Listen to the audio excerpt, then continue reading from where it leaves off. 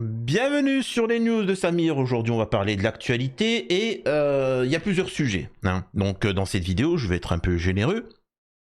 Il y a évidemment, on apprend que Israël aurait pris 30% du territoire de Gaza, donc ça va nous permettre de revenir sur la situation dramatique que vivent les Palestiniens, et donc on va développer ça. On va apprendre que récemment, on a le retour un petit peu des échanges que Netanyahou a eu avec Donald J. Trump, et donc on apprend que il souhaitait que les États-Unis, parce qu'Israël ne peut pas tout seul, ils peuvent même pas attaquer la Palestine sans être fournis par les États-Unis. Bref. Ils expliquent que ils ont demandé aux États-Unis d'intervenir, tu vois, d'intervenir contre l'Iran, de bombarder certaines zones, etc. Trump dira non, je suis désolé, je ne veux pas de la troisième ère mondiale, je ne suis pas Kamala Harris, la pro-palestinienne. Donc voilà, Netanyahou était pas content. Et on va revenir bien évidemment rapidement sur les tensions France-Algérie, qui peuvent ressembler aux tensions en ce moment, et j'en ferai une vidéo USA-Chine. Hein. Les États-Unis avec la Chine, ça ressemble à la France avec l'Algérie. Vous allez voir pourquoi, hein, je développerai ce raisonnement-là. Et donc voilà, bref. Avant ça, je vous invite à vous abonner, vérifier que vous êtes bel et bien abonné, laissez un commentaire dès le début de la vidéo pour un référencement et un like, hein, ça coûte rien et pourtant ça augmente le référencement. Plus vous ferez ça, plus cette vidéo sera proposée aux gens. Vérifiez que vous êtes bel et bien abonné, YouTube, encore une fois, désabonne, hein, on va savoir pourquoi. Et aussi, il y a des liens pour faire des dons sur Tipeee, n'hésitez pas à être généreux. Ne pensez pas que... Alors, il y en a qui font extrêmement des gros dons, merci infiniment à eux, sans eux, bah là, on aurait déjà arrêté. Mais vous pouvez tous envoyer 1, 2, 3 euros pour ceux qui n'ont pas forcément les moyens. Et ensemble, ça fait déjà pas mal. Mais je remercie déjà de votre générosité, les enfants. Alors, on va commencer tout de suite par l'article qui vient de sortir. Amisraël saisit 30% de la bande de Gaza pour en faire une zone tampon. Environ 30% du territoire de Gaza est désormais désigné périmètre de sécurité, a indiqué dans un communiqué l'armée amisraélienne, qui cherche à étendre son contrôle sur de vastes pans de l'enclave palestinienne limitrophe du sud d'Amisraël. L'armée amisraélienne a annoncé mercredi 16 avril avoir transformé en zone tampon 30% du territoire palestinien, où elle poursuit sans relâche son offensive dévastatrice et meurtrière. Amisraël a aussi exclu l'entrée de l'aide humanitaire dans la bande de Gaza, où il assiège quelques 2,4 millions de Palestiniens depuis le début de la ère déclenchée par une attaque sans précédent du Hamas le 7 octobre 2023 sur le sol israélien. Montrez-moi un seul pays, une seule nation, un seul groupe capable de faire ça sans qu'il y ait aucune réaction. Je vous mets au défi je vous mets au défi. Hein. À Gaza, la défense civile locale a fait état de 11 Palestiniens, dont des femmes et des enfants qui ont été, on leur a ôté la vie ce mercredi dans de nouveaux bombardements amisraéliens. Sans élimination ciblée, élimination, hein, c'est important.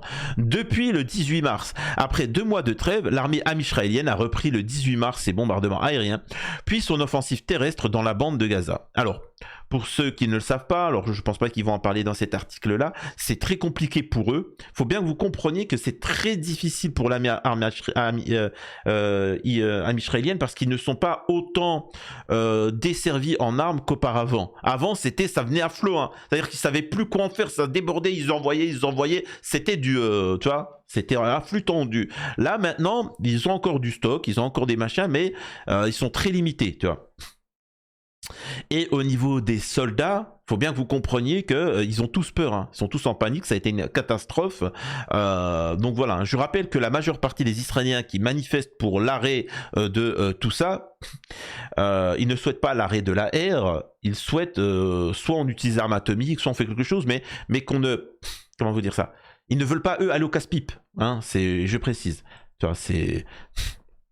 Environ 30% du territoire de Gaza est désormais désigné périmètre de sécurité, a indiqué dans un communiqué l'armée qui cherche à étendre son contrôle sur de vastes pans de l'enclave palestinienne. L'armée a indiqué avoir attaqué environ 1200 cibles terreaux par voie aérienne et procédé à plus de 100 éliminations ciblées depuis le 18 mars.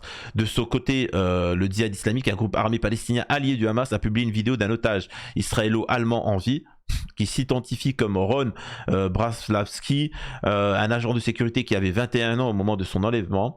Une réunion d'évaluation sur la question des otages. Dans cet enregistrement de près de 7 minutes, manifestement tourné sous la contrainte, l'otage supplie Netanyahou et le président américain Trump d'obtenir sa libération. Le Hamas, qui a pris le pouvoir à Gaza en 2007, est considéré comme une organisation terreau par Am Israël, les États-Unis et l'Union européenne, hein, je tiens à préciser, hein, par ces gens-là, examine actuellement une proposition israélienne de trêve transmise par des médiateurs égyptiens. Israël, en fait, non. Excusez-moi, il n'a pas pris le pouvoir en 2007, les gens ont voté pour, hein, ils ont voté pour. Ok, déjà ça c'est une chose. Ensuite, ils examinent actuellement une proposition israélienne de trêve. L'accord il avait déjà été signé, tu vois, l'accord américain de Witkoff, etc. Il avait déjà été signé, validé. Les Palestiniens ont respecté, pas les Israéliens. Point. Donc quelle nouvelle trêve? La nouvelle proposition, c'est vous dégagez, vous ôtez la vie et puis vous nous laissez tout le territoire. Donc ça n'a aucun sens. Bref. Israël ne s'est pas exprimé publiquement sur cette proposition qui impliquerait une libération d'otages par étapes. Le service du premier ministre israélien a cependant annoncé mercredi soir que Netanyahou avait obtenu une réunion d'évaluation sur la question des otages avec l'équipe de négociation et les hauts responsables de l'appareil sécuritaire. Le premier ministre a donné des instructions pour poursuivre les démarches visant à faire avancer la libération de nos otages, a ajouté la même source. Hein. Bon voilà, donc c'est pas très étonnant ce qui l'arrive. Donc encore une fois, on voit la politique de colonisation de cet État-là. Il y en a plein d'autres hein, qui font de la colonisation, mais bon, hein, qu'est-ce que tu veux que je te dise. Très rapidement, avant d'arriver à Trump qui a échangé avec Netanyahou, je rappelle que Jolani avait dit, puis parce qu'il faut savoir que Am Israël envahit la Syrie, Jolani dira « Nous ne répondrons pas aux attaques d'Israël contre notre pays ». Donc voilà, donc ça ne nous regarde pas. Hein. C'est mon pays. Tu vois, mais ça ne me regarde pas que une entité l'envahisse, etc. Le pays ne sera pas une base pour des attaques contre Am Israël. Bon, bah écoutez, moi je veux bien, hein, c'est-à-dire que demain quelqu'un il prend le pouvoir, etc. Moi je critique Jolani. D'ailleurs, je vois plus beaucoup de gens qui le soutiennent. Hein. Vous avez tous applaudi la fin de Hassan, mais bon c'est quand même particulier. Faut rester ouvert, hein. Vraiment, sincèrement, faut rester ouvert. J'espère. Hein. Tu vois, parfois. Je peux être pessimiste, mais je veux bien être optimiste parfois, Bref. Trump a renoncé à une frappe ami-israélienne après l'apparition de divisions au sein de son administration. Israël avait élaboré des plans pour attaquer les installations nucléaires iraniennes, ce qui aurait nécessité l'aide des États-Unis. Alors, il faut bien comprendre qu'ils n'ont aucun moyen de faire ça eux-mêmes, hein. Ils n'ont strictement aucun moyen de le faire, et c'est que les États-Unis. Il n'y a que les États-Unis qui peuvent intervenir, et encore que, hein, parce que faut bien que vous compreniez aussi une chose, c'est que les États-Unis, ils sont ruinés. Hein, c'est important de le comprendre. Les États-Unis sont ruinés, comme la France est ruinée. Pendant ce temps, le Sud global s'est développé. Et donc, Trump se rend compte du danger d'être dévalué. Donc c'est pour ça qu'il décide d'agiter le plus grand danger, la Chine. Il s'est ruiné à ôter la vie à des centaines de millions d'habitants du Moyen-Orient, au nom d'Israël, tout ça pour les intérêts d'autres pays, mais qu'autre que le sien. Et donc, il décide d'avoir un bras de fer avec la Chine. Et la France, c'est la même chose. La France, c'est fini. Hein. Elle a perdu son hégémonie en Afrique et tout ce que tu veux à cause de l'Algérie. Et donc, elle essaye de déstabiliser l'Algérie. C'est du même type. Hein. Bref, et on voit bien, on se rend compte que autant les Américains ne peuvent finalement rien contre les Chinois, et ben finalement, la France ne peut rien contre l'Algérie, et voire même c'est l'inverse qui peut se produire. Donc c'est pour vous expliquer le contexte. Là, on nous explique bien dans l'article que c'est Am Israël qui fait les plans, qui dit qui il faut attaquer, comment, ainsi de suite, comment s'habiller, et ensuite il y a l'administration et les États-Unis obéissent. Tu vois, ils appliquent. Là, on nous dit que ça se passe comme ça. Donc sachez que s'il n'y avait pas Donald J. Trump et qu'il y avait Kamala Harris, la pro-palestinienne, très certainement la pro-iranienne, eh ben elle aurait dit ok, je valide. Et l'armée américaine, sous les ordres d'Israël, ils auraient agi. Hein. Faut comprendre, hein. C'est subtil, mais l'article montre bien que celui qui décide, qui organise, c'est Israël. Israël avait prévu de frapper des sites nucléaires iraniens dès le mois prochain. Mais le président Trump l'a repoussé ces dernières semaines en faveur de la négociation d'un accord avec Téhéran pour limiter son programme nucléaire.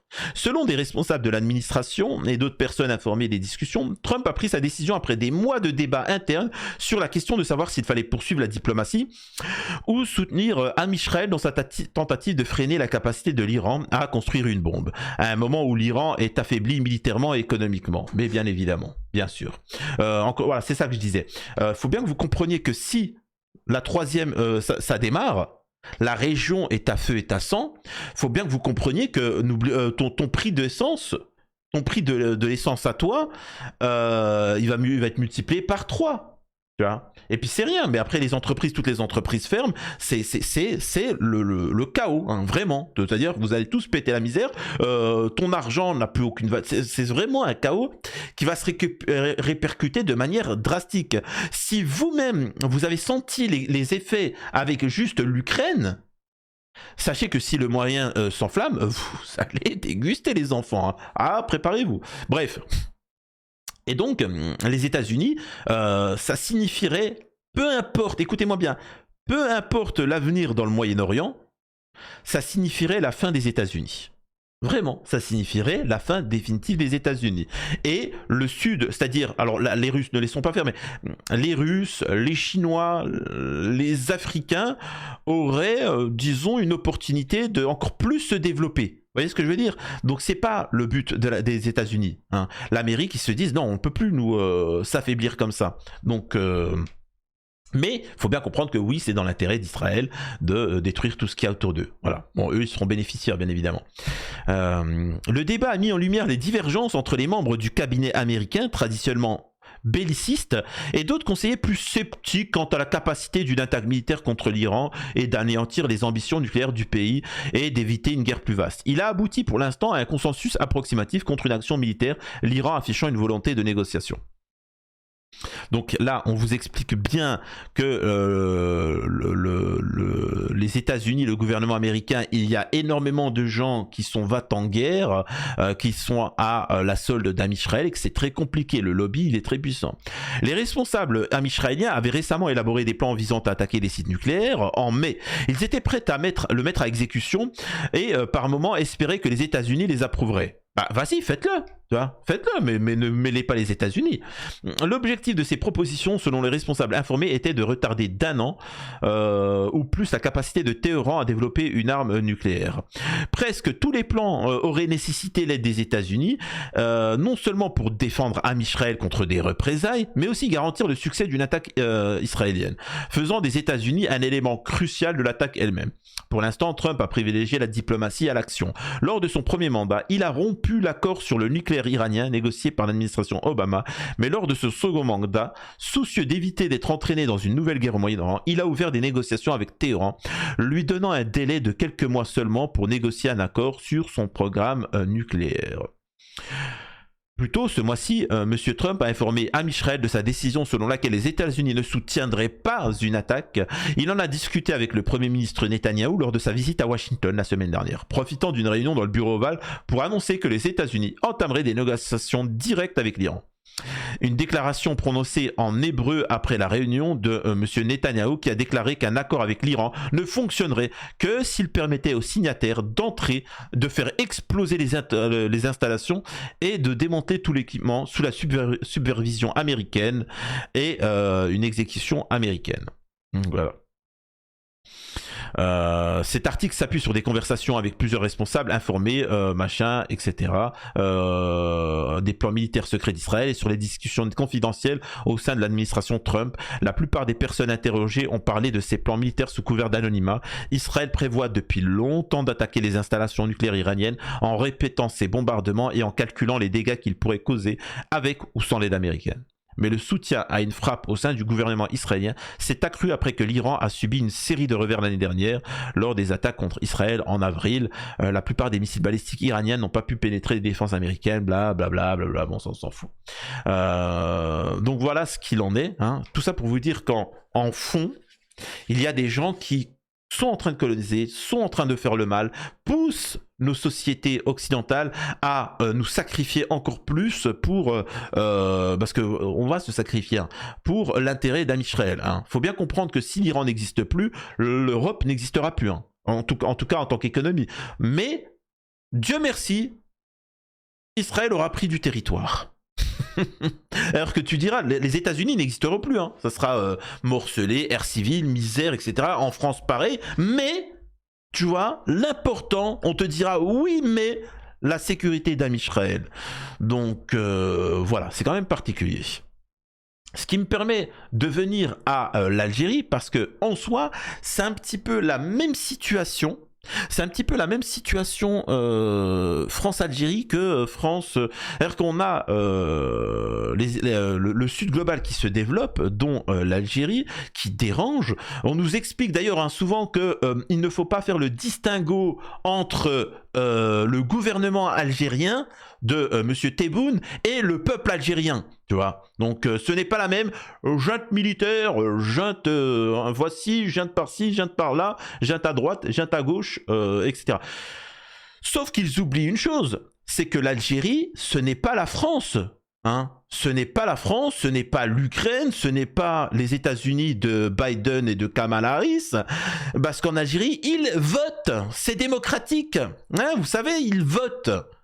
Et en Algérie, c'est des êtres humains qui votent, pas comme en France où on a vu qu'il y avait des chiens qui votaient. Ce n'est pas une blague. Ou des gens qui étaient décédés qui votaient. C'est incroyable. Pour ceux qui pensent que je rigole, je suis véritablement sérieux. C'est comme ça que ça se passe. On voit qu'aux États-Unis, l'élection a été volée à Trump pour son second mandat. Mais bon, ça c'est encore autre chose. Donc ils votent. Et majoritairement. Donc vous pouvez pas dire aux Russes « Oh mon Dieu, Poutine, la junte Poutine, il faut séparer le peuple du... » On n'est pas une royauté, l'Algérie n'est pas une royauté, c'est pas d'ascendant divin, Dieu m'a donné, si tu t'opposes à moi, Dieu te punira, oh, tu vois, oui, la lumière, etc. Non, ça se passe pas comme ça, ils votent, Voilà. Les Algériens, s'ils sont pas contents du gouvernement, ils votent pour quelqu'un d'autre et ainsi de suite. Donc, faut arrêter de nous prendre pour des teubés. Ça, c'est une petite parenthèse. Et justement, la France, au même titre que les États-Unis avec la Chine, essaye de déstabiliser le fer de lance de l'Afrique et aussi des pays du Sud global, en la figure de la Chine, de la Russie, de l'Algérie, en la déstabilisant par tous les moyens. Et parce qu'économiquement, ça va mal en France. Ça va même très mal. Et c'est pour ça que vous voyez beaucoup d'articles, de tensions, de crises politiques et ainsi de suite, ce qui permet de cacher la misère en France. Mais comprenez bien une chose, c'est que toute cette crise qu'il y a par rapport à l'Algérie ne profite pas à la France. Quelqu'un qui est ultra nationaliste, ultra patriote français dira... Il faut travailler avec l'Algérie. L'Algérie, c'est l'un des seuls pays où ils nous ouvrent pas des canaux de migrants qui luttent contre les terreaux, la stabilité, etc. Et qu'en plus, on avait du business avec eux. Donc, il dira, on continue. Comme le fait d'ailleurs l'Italie. L'Italie, extrême droite quand même, je précise. L'extrême droite, je précise, parce que l'extrême gauche française, la LFI, appelle quand même à la guerre civile en Algérie. C'est quand même étonnant que nous avons une extrême droite mélonienne, italienne, qui fait du business, qui travaille en bonne harmonie avec l'Algérie, et on a une extrême gauche qui appelle à atomiser l'Algérie, à appeler la ère civile, quand même assez particulier, qui traite le gouvernement démocratique de dictature, et ne critique jamais les royautés dont ils reçoivent de l'argent, On voit de quoi je parle. Donc c'est quand même particulier cette histoire. Au même point, il y a un truc très intéressant, c'est, vous savez, les influenceurs, les gens en fait minables qui critiquent l'Algérie. Alors pour ceux qui ne le savent pas, depuis un certain temps, depuis un certain temps, bien évidemment, l'Algérie évolue en fonction des moyens, etc. Par exemple, ils se sont rendus compte que le français n'a plus aucune utilité. Hein. Le français n'a aucune utilité. La langue, je parle. Et donc, l'Algérie fait la transition petit à petit en mettant en avant, c'est pas en mettant en avant, c'est en remplaçant la langue secondaire, le français, par l'anglais, petit à petit aussi le mandarin, le russe, l'espagnol, parce que il faut bien comprendre que quand tu es dans un pays où tu apprends l'espagnol, tu peux faire beaucoup plus facilement du business avec toute l'Amérique latine. Hein. Tu fais plus de business avec l'Amérique latine, l'anglais, le monde entier, le russe, bon, c'est pas trop, tu vois, c'est vraiment russe, mais c'est des langues importantes. Le français n'a plus aucune utilité. Elle avait une utilité quand tu étais en France, mais c'est fini. Donc, l'Algérie a fait cette transition-là. Devinez qui c'est qui tombe dessus? Bah, tout le monde. Même Mélenchon dira, c'est ignoble, on ne tolérera pas que l'Algérie enlève comme second gland de la France. Moi, Mélenchon, je refuse. Mais t'es qui? Mais pourquoi je me mêle? Oh, qu'est-ce qui se passe, Merlu, là? Oh, Merluchon, qu'est-ce qui se passe? Je croyais qu'on était de gauche, on était l'amour, la paix. C'est pas une blague, hein. C'est-à-dire qu'ils refusent que l'Algérie puisse avoir un programme, voilà. Bon. C'est-à-dire que la langue secondaire, ça soit l'anglais. Ils refusent. Là. Sinon, il envoie l'armée. Ça, c'est l'idéologie de gauche. Tu vois. On est gentil. Ta seconde langue, ça sera le français. Si c'est l'anglais, on envoie l'armée. Hein. Donc, je me pose des questions. Je vois l'extrême droite qui sont cohérents, qui font du business, qui travaillent, qui respectent. Et nous avons une extrême gauche qui appelle à la guerre parce que c'est quand même particulier, quand même. Hein. Bref. Kamel Daoud panique. L'Algérie enseigne en anglais. Pour lui, c'est la fin du monde francophone. Alors, il y a un article, hein, mais je ne vais pas lire, je vais lire le résumé de Younes. C'est la fin du monde francophone, effectivement. Donc du monde tout court. On ne sait plus s'il défend une langue ou son statut d'interprète officiel de la nostalgie coloniale. C'est beau, cette fidélité au syndrome de Stockholm. Alors dans l'article de Kamel Daoud, il explique, je vous jure que c'est pas une blague, l'Algérie met en seconde langue, surtout pour en seconde langue, l'anglais et plus le français, à cause de l'islam et du Coran. Islam, je vous jure que c'est pas une blague. L'article te dit, le mec, à cause du Coran, la seconde langue en Algérie, c'est l'anglais. J'ai pas compris jusqu'alors, vous m'expliquez en commentaire, j'ai pas compris le lien, tu vois. C'est phénoménal, tu vois. C'est du pile-poule, c'est comme ce que disaient les Israéliens, tu vois. Ça n'a aucun sens. Pour ta sécurité, toi français, il faut détruire l'Iran. Ça n'a aucun sens, mais on passe crème. Nous avons Yasmina Kadra, alors je sais pas si je le prononce bien, qui atomise un plateau de télé complet de parasites, hein, de gens nauséabonds qui tombent sur l'Algérie. Et écoutez, cet échange-là, il est juste magistral. Parce que souvent, on nous explique que c'est l'Algérie le mal et qu'on fait que de réagir et ainsi de suite. C'est un très grand écrivain. Très grand écrivain, et pas comme Bouarem Sansal qui n'est véritablement rien du tout. Hein. De personnalité au Sahara ex-espagnol devenu marocain, Oui. Qui irrite les Algériens parce que c'est un moment intempestif. Pas encore marocain, pas encore. Pas encore, bien sûr, vous avez raison, monsieur Kadra. Voilà, mais je vois que le point est sensible, même chez vous. Bien sûr, non, il faut pas...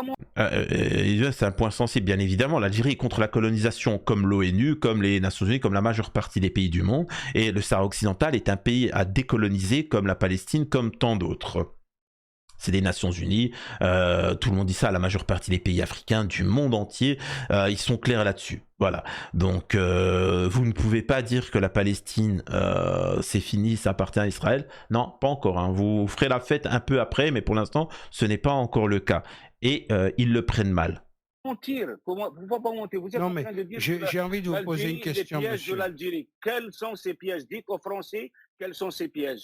Et donc là, il dit, maintenant qu'on est sur une radio française, j'aimerais poser la question à vous Français, quels sont les pièges de l'Algérie? Quel mal veut faire l'Algérie à la France? Quel mal? Elle lutte contre les terreaux, elle lutte contre l'immigration illégale.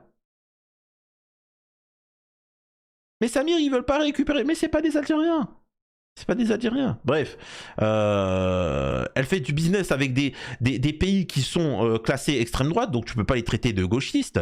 Les Algériens, puis il faut vraiment être à l'ouest pour dire ça. Donc quel piège? Allez, vas-y, sortez-nous. C'est quoi allez, concrètement, qu'est-ce que vous reprochez à l'Algérie? Dit-on à la France? Quels sont ces pièges? Lesquels? Répondez. Alors, je vais vous répondre. Voilà, il lui répond. Vas-y, arrête de blablater, tu vois. Et tout de suite, il est mal à l'aise parce que là, on rentre dans le concret. Regardez. Mais alors du coup, après, vous aurez le droit à une question, vous aussi. Oui, moi aussi, j'ai une question pour vous. C'est d'entrer... Donc en fait, et sachant que la séquence là, elle a été coupée, mais pendant 2 minutes, il est là... Ouais, mais moi aussi je vais vous poser une question et puis vous êtes bien, ouais, c'est bon, cool, zen. Non, réponds, arrête de rigoler.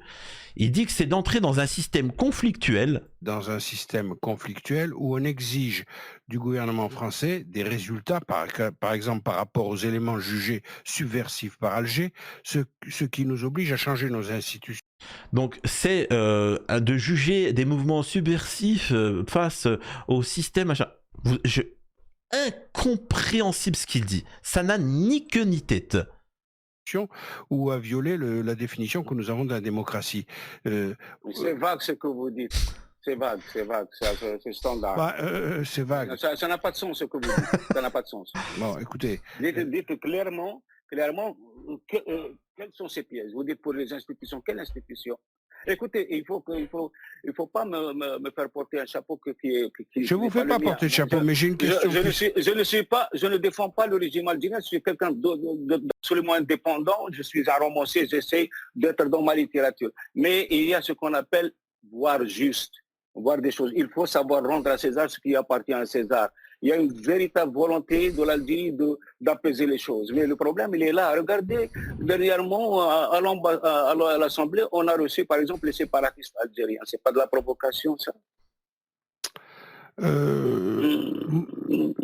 C'est la reconnaissance démocratique de tous les courants de pensée. Arrêtez. Mais non. Moi, ce que je propose, c'est tout simplement parce que c'est aussi, c'est-à-dire que c'est gravissime, c'est-à-dire que demain l'Algérie, parce qu'en soi c'est financer le terreau en Algérie, c'est-à-dire que la France finance le terreau en Algérie, et ainsi de suite. De toute façon ça a toujours existé. Tous les mouvements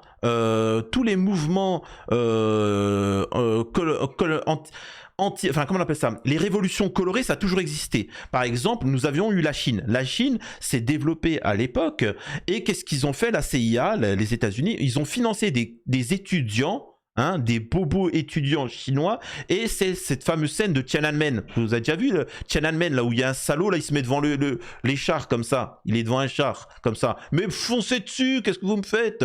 Donc c'est la même chose. On a des pays qui déstabilisent des autres pour essayer de garder leur hégémonie, mais c'est fini. Donc voilà. Bref, dites-moi ce que vous en avez pensé de tout ça, et on se retrouve une prochaine fois. N'hésitez pas à faire un don et vous abonner à la prochaine sur les news de Samir.